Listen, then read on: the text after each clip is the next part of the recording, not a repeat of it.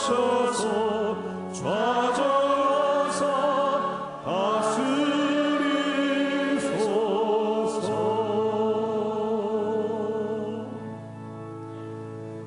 할렐루야. 잘들 나오셨습니다. 우리 3부 예배 나오신 여러분들에게 하나님이 큰 은혜 주실 줄 믿습니다. 우리 서로 인사할까요? 잘 나오셨습니다. 잘 나오셨습니다.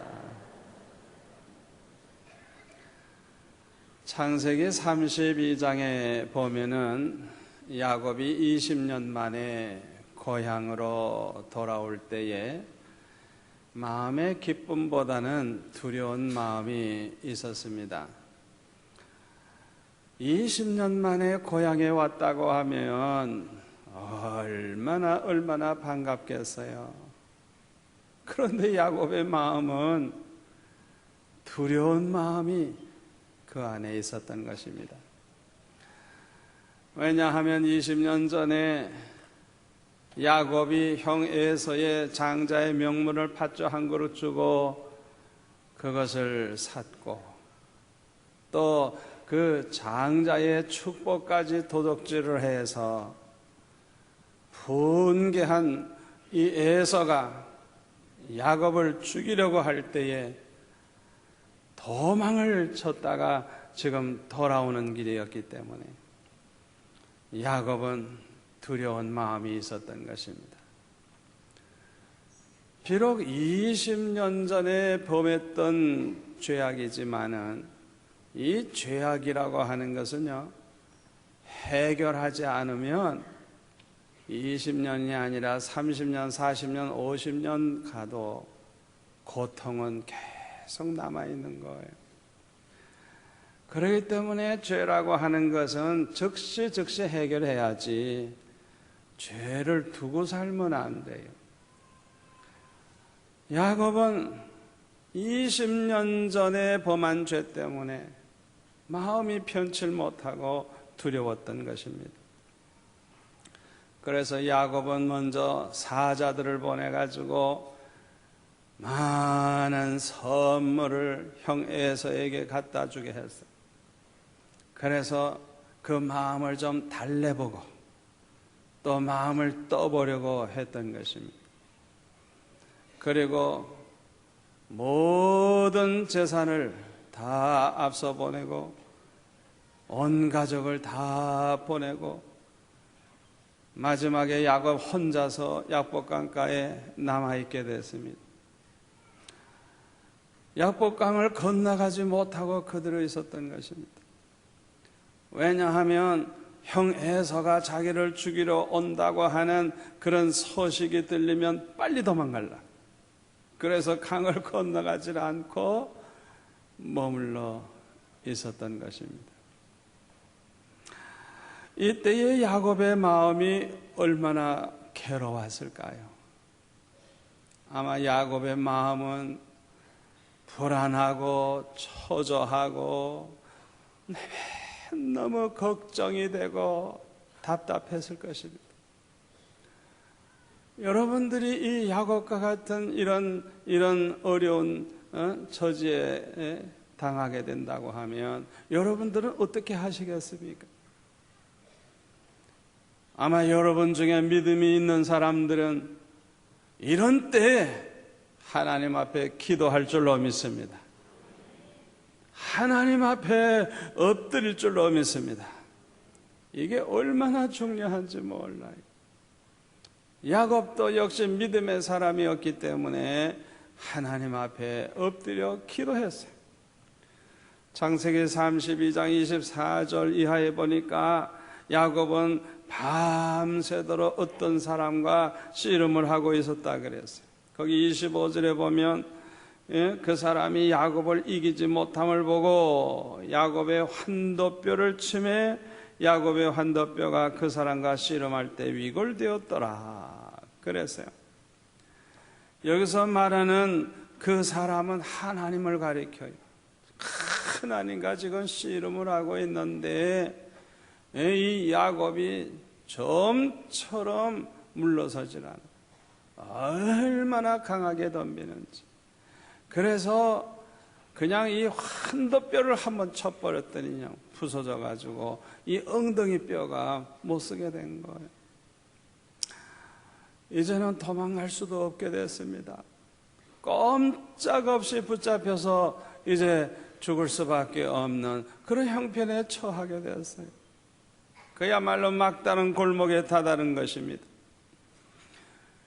이제는 살 길은 오직 하나밖에 없습니다. 하나님께서 살려주셔야만 살 수 있다는 것을 야곱은 알기 때문에 하나님 앞에 지금까지 기도한 것보다도 몇 배로 더 간절하게 목숨을 걸고 기도하기 시작을 했습니다. 자기 힘으로는 살아갈 길이 없다는 것을 알았기 때문에 오직 하나님만 바라보고 하나님만 의지하는 마음으로 완전히 하나님 앞에 항복된 자세로 기도하기 시작을 한 것입니다. 그때 하나님께서 응답을 하시고 축복을 해 주셨어요. 27절에 보니까 그 사람이 그에게 이르되 내 이름이 무엇이냐? 그가 가로되 야곱이니이다. 그 사람이 가로되 내 이름을 다시는 야곱이라 부를 것이 아니요 이스라엘이라 부를 것이니 이는 내가 하나님과 사람으로 더불어 겨루어 이기었음이니라. 야곱이 청하여 가로되 당신의 이름을 고하소서. 그 사람이 가로되 어찌 내 이름을 묻냐 하고 거기서 야곱에게 축복한지라 그랬어요. 하나님께서 영광스러운 새 이름을 주시고 야곱에게 축복해 주셨다고 말씀하고 있습니다. 야곱은 참으로 욕심이 많은 사람이에요. 그래서 하나님을 믿는다고 하면서도 자기의 목적을 이루기 위해서는 수단 방법을 가리지 않는 그런 사람이에요.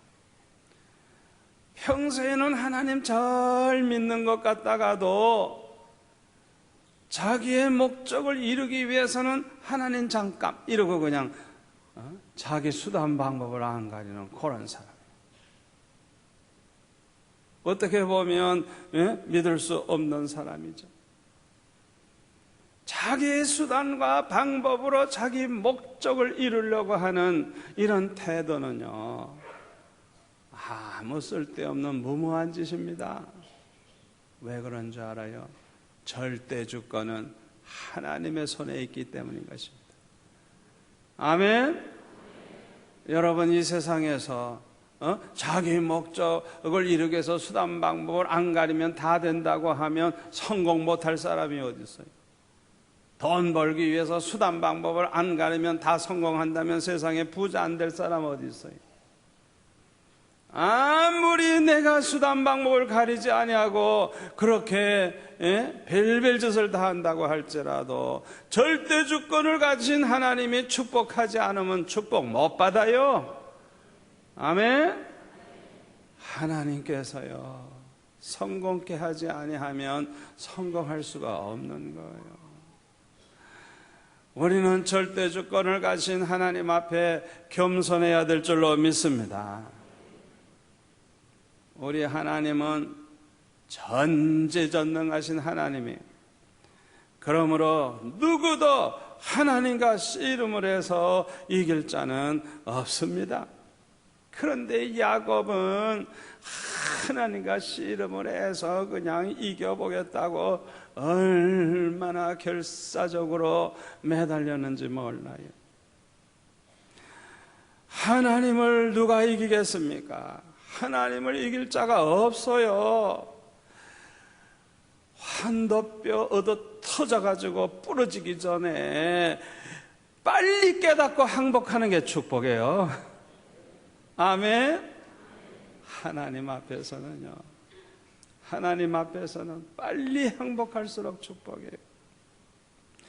어떤 사람은 우리의 삶을 전쟁과 같다고 그렇게 말을 합니다. 생존을 위해서 발버둥을 치는 이 전쟁, 내가 사느냐 죽느냐, 또 먹고 살기 위해서 발버둥을 치는, 좀 더 잘 먹고 살아보겠다고 발버둥을 쳐요. 행복을 위해서, 성공을 위해서 발버둥을 치고, 이것은 마치 전쟁을 하는 것과 같다는 거예요. 이런 과정에서 우리는 때때로 많은 적을 만나게 됩니다.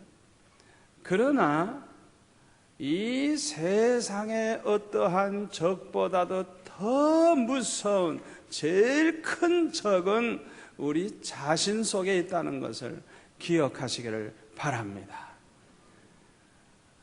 우리가 잘못 생각하면 누구 때문에 실패했고, 누구 때문에 불행해졌고, 누구 때문에 문제가 생겼다고 그렇게 말하기 쉽지만은, 그러나 우리를 결정적으로 실패하게 만들고 불행하게 만들고 우리를 문제를 일으키게 만드는 것은 우리 자신 안에 문제가 있는 것입니다. 아멘. 그런데요, 우리 안에 우리를 넘어지게 하고 불행하게 하고 문제를 일으키는 가장 무서운 적이 뭔 줄 압니까? 우리 예수 믿는 사람들에게는요, 뭐가 문제냐? 믿음이 없는 게 문제야. 믿음이 부족한 게 문제야.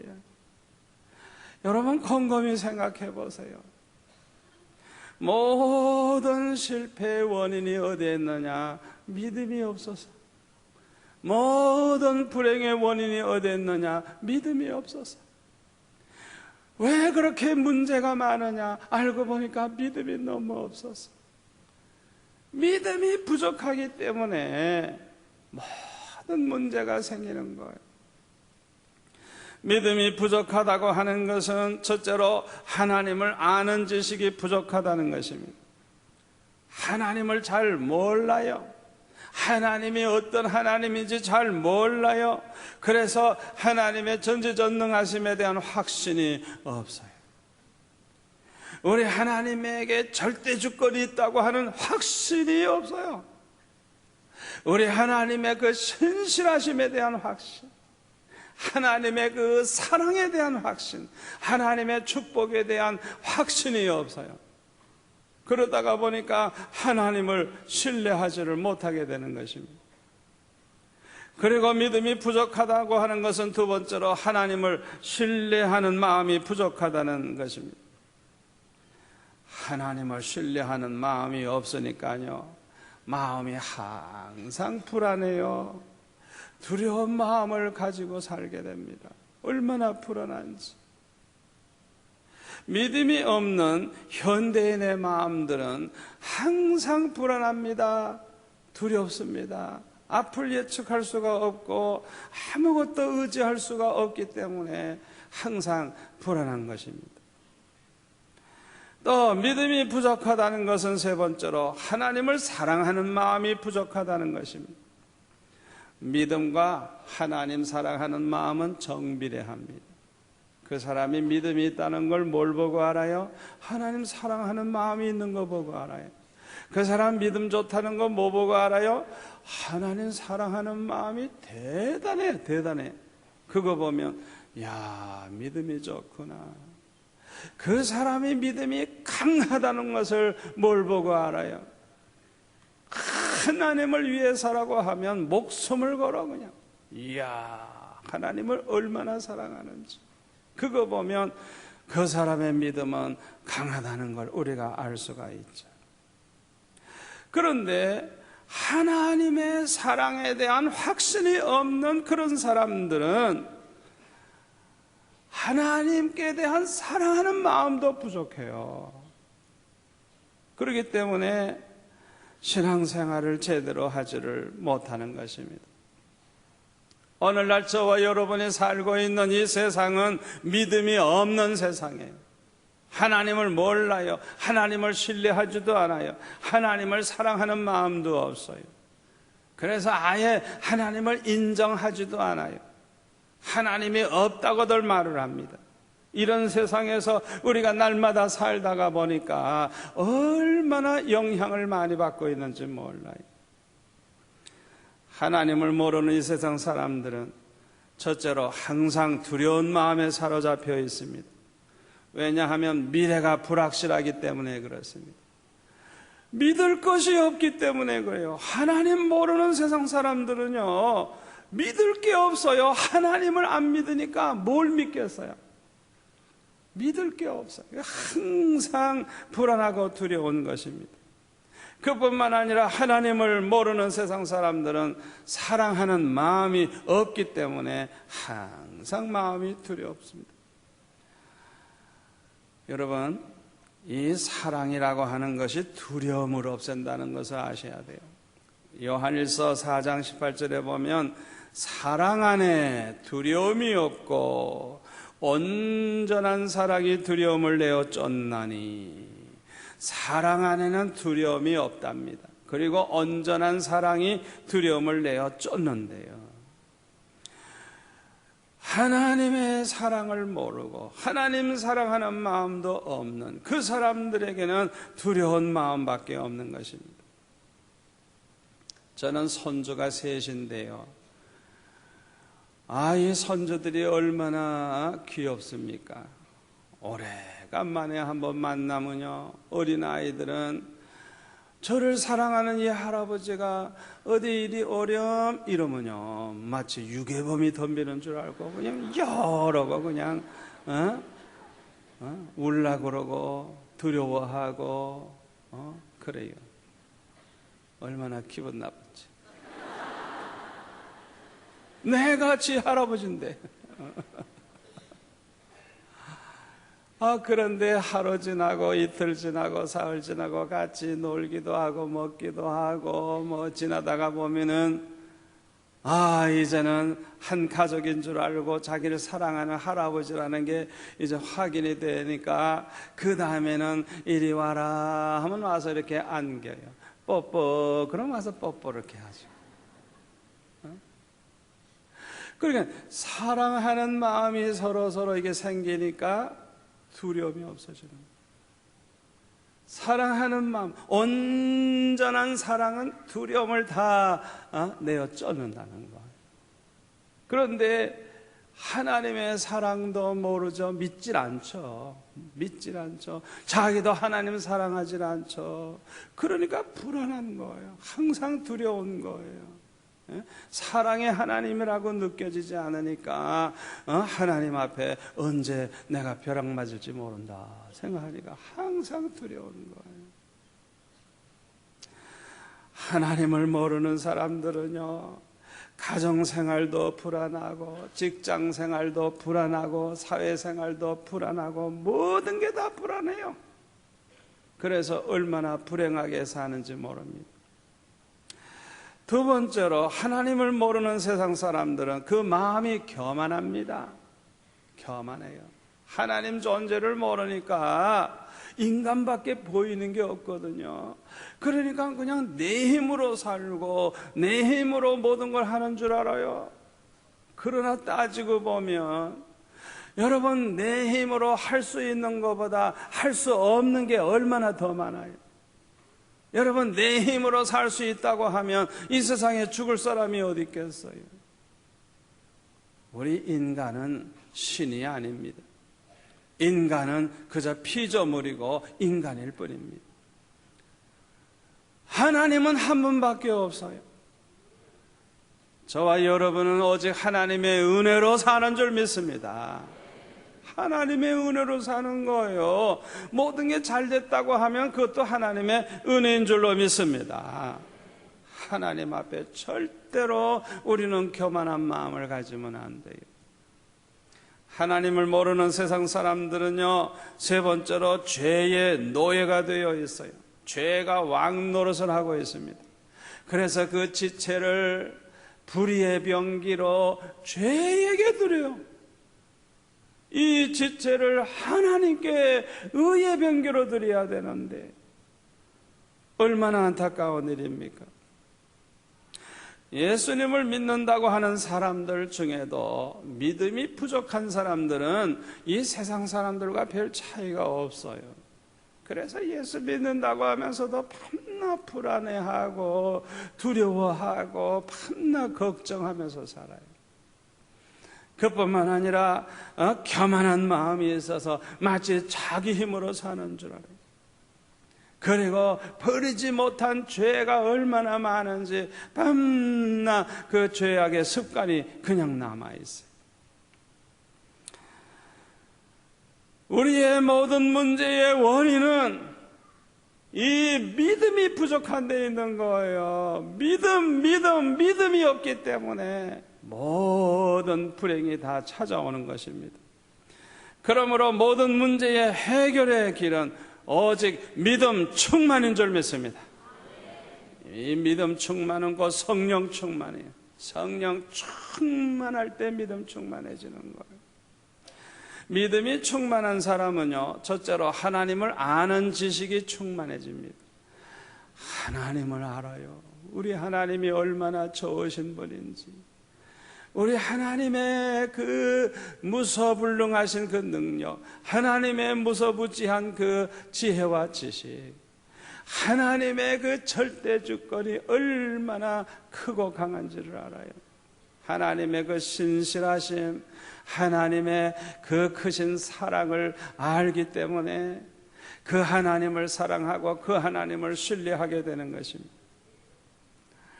그래서 믿음이 충만한 사람은 온전히 하나님을 신뢰하고 모든 것을 맡기고 언제나 안심하고 살아갈 수가 있는 것입니다. 그뿐만 아니라 하나님의 사랑에 대한 확신이 있기 때문에 자연히 하나님을 사랑하게 돼요. 믿음이 충만하면 하나님 사랑하는 마음도 충만해지기 때문에 하나님의 말씀대로만 살려고 하고 하나님의 뜻대로만 살려고 하고 하나님을 위해서 헌신하려고 하고 하나님 앞에 온전히 항복된 삶을 살게 되는 것입니다.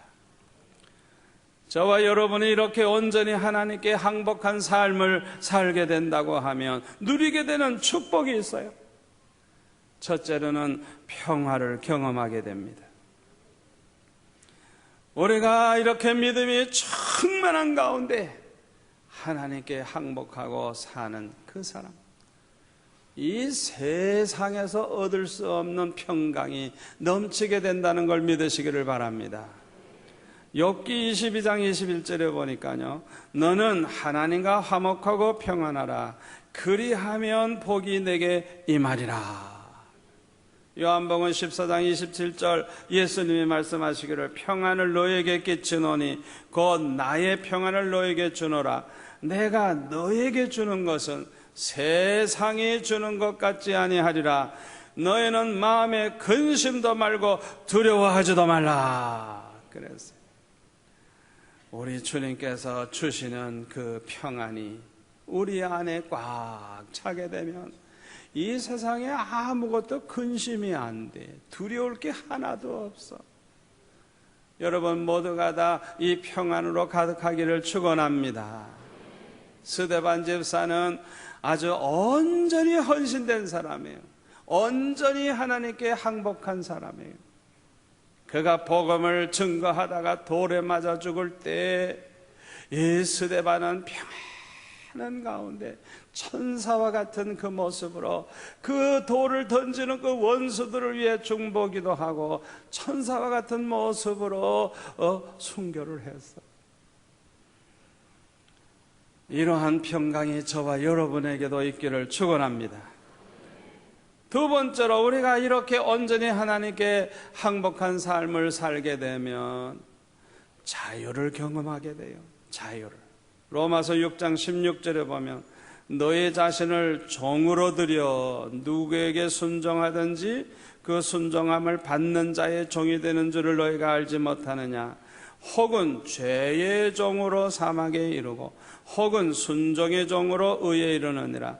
하나님께 감사하리로다. 너희가 본래 죄의 종이더니 너에게 전하여 준 바 교훈의 본을 마음으로 순종하여 죄에게서 해방되어 의에게 종이 되었느니라. 아멘. 우리가 온전히 하나님께 항복한 사람으로서 하나님께 순종하면서 살면 우리는 죄에서 해방을 받고 자유함을 경험하며 살게 되는 것입니다. 요한복음 8장 31절에 보면 그러므로 예수께서 자기를 믿은 유대인들에게 이르시되 너희가 내 말에 거하면 참 내 제자가 되고 진리를 알지니 진리가 너희를 자유케 하리라.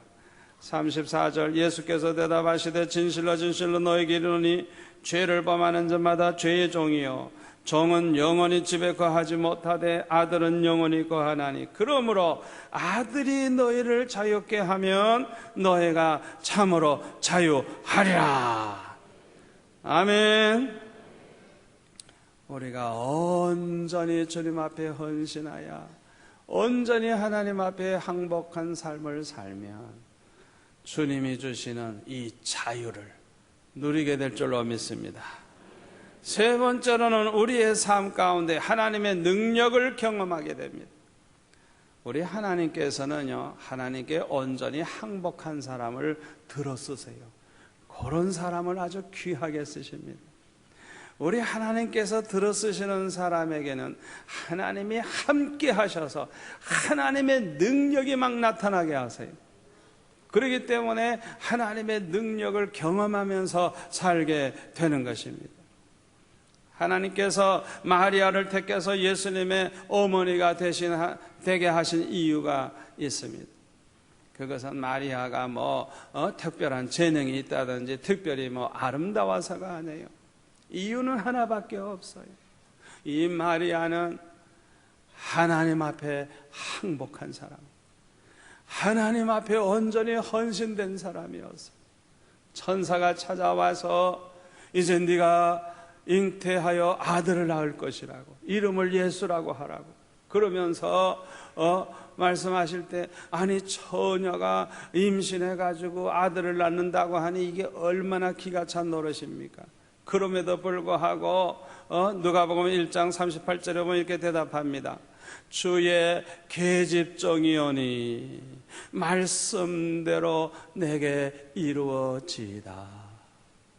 나는 주의 종입니다. 나는 순종만 할 뿐입니다. 말씀하신 대로 이루어지기를 바랍니다. 완전히 항복한, 완전히 헌신된 이 마리아의 모습을 우리가 볼 수가 있어요. 하나님은 이런 사람들을 아주 귀하게 들어 쓰신다는 걸 믿으시기를 바랍니다. 그래서 하나님의 능력을 체험하면서 살게 되는 것입니다. 네 번째로는 가장 행복한 삶을 살게 돼요. 우리가 온전히 하나님 앞에 헌신된 삶을 살아보세요. 하나님이 얼마나 좋아하시고 얼마나 기뻐하시는지, 하나님의 사랑과 축복을 날마다 체험하면서 살게 돼요. 세상에 이보다 더 행복한 사람이 어디 있겠어요? 사랑하는 성도 여러분, 오늘 이 시간부터는 저와 여러분 모두가 다 하나님께 온전히 항복한 삶을 살아갈 수 있기를 축원합니다. 하나님께서 저와 여러분에게 말씀하실 때 변명하지 마십시다. 고집을 부리지 마십시다. 제멋대로 살지 마십시다. 말씀대로 순종하겠습니다. 온전히 항복하고 온전히 헌신된 삶을 살아서 하나님께 항복한 사람들이 누리는 이 모든 복을 받아 누리시기를 축원합니다. 기도하겠습니다. 아버지 하나님 감사합니다. 오늘 주신 말씀이 우리 성도들에게 평생의 복이 될 줄로 믿습니다. 아버지 하나님 앞에 깨닫는 즉시 온전히 순복하여 하나님께 항복한 삶을 살아감으로 하나님이 주시는 평강과 하나님이 주시는 복락을 누리면서 이 남은 여생을 아름답게 복되게 승리하며 살게 하여 주옵소서. 예수님의 이름으로 기도하옵나이다. 아멘.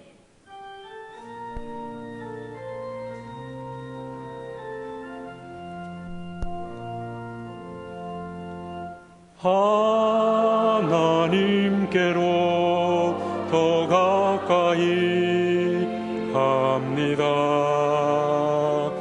은혜 가운데 계신 주님, 변함없는 주님의 크신 사랑 영원히